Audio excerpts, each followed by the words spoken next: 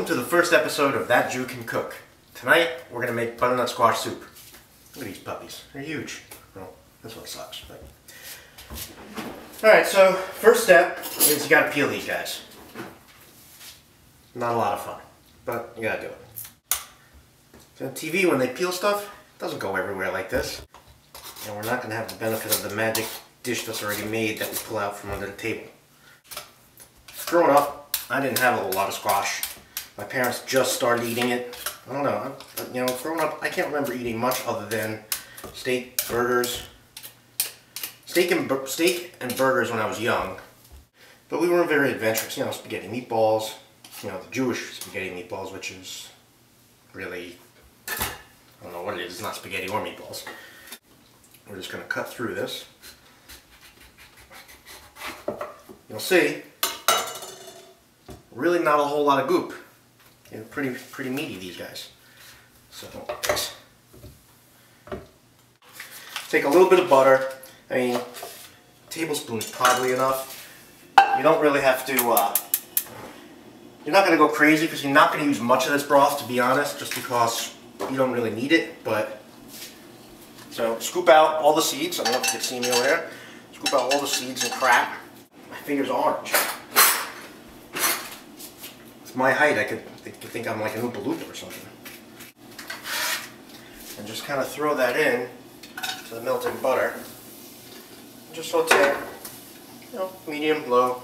Onion, don't have to go crazy on. Just cut it in half, toss it in the soup. A little bit of curry and a little bit of hot pepper. And I know most people, they're going to get scared when you tell them curry. They'll never know. So, you don't want to go too crazy with this because we're not making curry.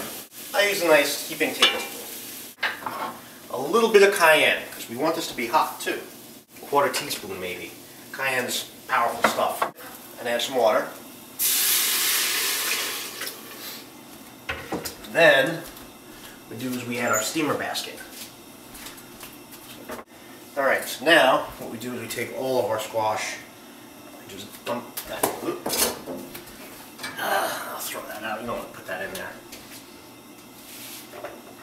Alright, yeah you do. No one saw it. 1 second rule.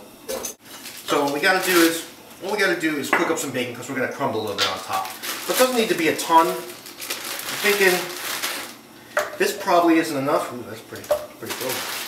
That's probably not enough, so we'll dip into the other one a little bit. But let's get that on medium. And you really don't need any kind of butter or oil or any kind of fat with this because it's bacon. It makes its own. Now I know I said I was going to come back when squash was done. Squash probably isn't done, but take a look at that. I mean, can you even see it from there? Let me check because there's nothing like a big pot old bacon. Big pot old bacon.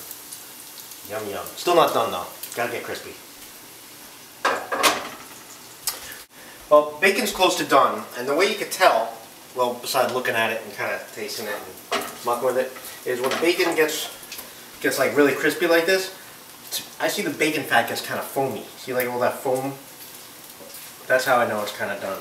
But it gets this like little dark kind of caramely color. You don't want to go much further because, not like burnt bacon.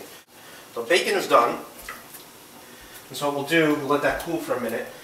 And basically what you want to do is just put it, on standard paper towel, on a plate, let it cool down, let it drip all that fat off of it. But don't throw away the fat. Let me say that again. Don't throw away the fat. Because bacon fat is awesome. The only thing better than bacon fat is duck fat. Or more bacon fat. So you could use that for corn muffins or spreading on bread or anything else. But, you don't get like this waiting for the bus.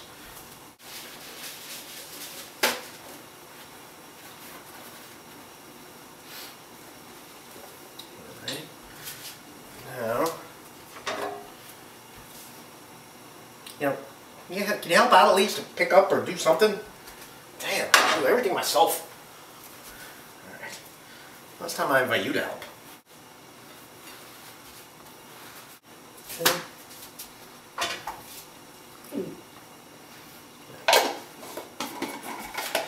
and into the fridge. We'll do something with it. I don't know what.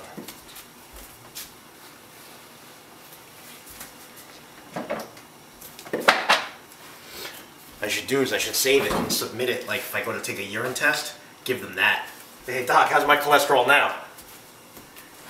This is the challenging part, and the part that's downright a little unsafe, which is how do you take hot stuff and blend it without getting it all over yourself. I'm sure this is going to be hot as a bastard. And heavy. Okay, so what we're going to do is we're going to put some squash in here, and we're going to alternatively mix it with the broth in the bottom and chicken broth. Now I know usually I say don't use the boxed or the canned shit because generally it's shit, but this stuff is so strong that you're kind of wasting your own real homemade chicken broth on. You see you got this broth from the goop and the onion, and it smells really good. And what we're going to do is we got to taste that, because it's probably way too strong to mix like 100%. Like you put a whole bunch of curry in there, you put a bunch of cayenne pepper in there, it's probably really curry tasting and really, you know, spicy.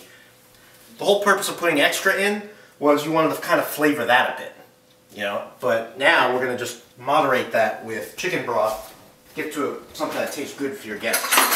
Now generally my guests, they're not going to like it really spicy or really curry, but you could do that. Like this alone would probably be good for me.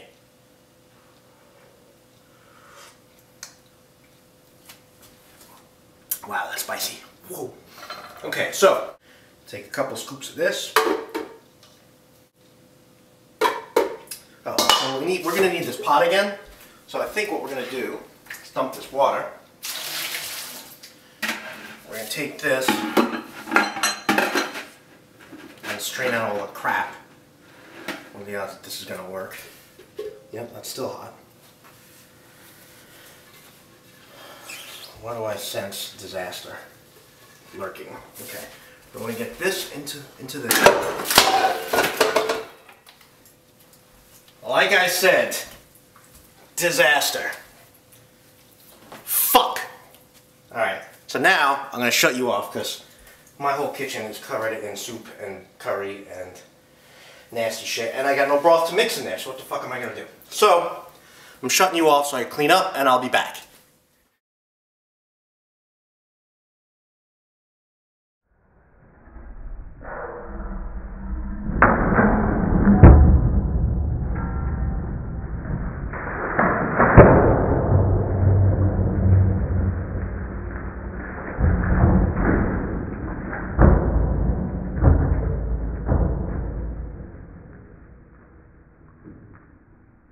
Sit.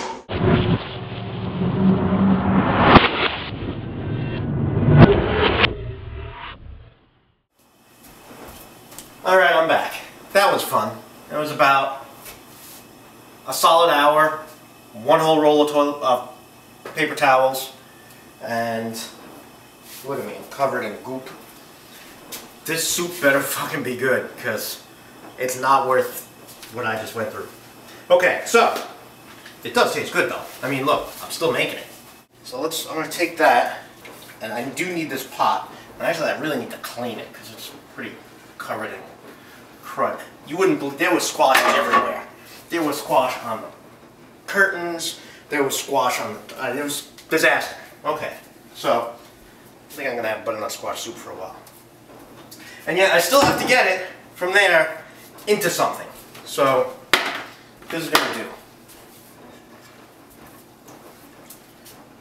Look how much easier it is when you do it the right way.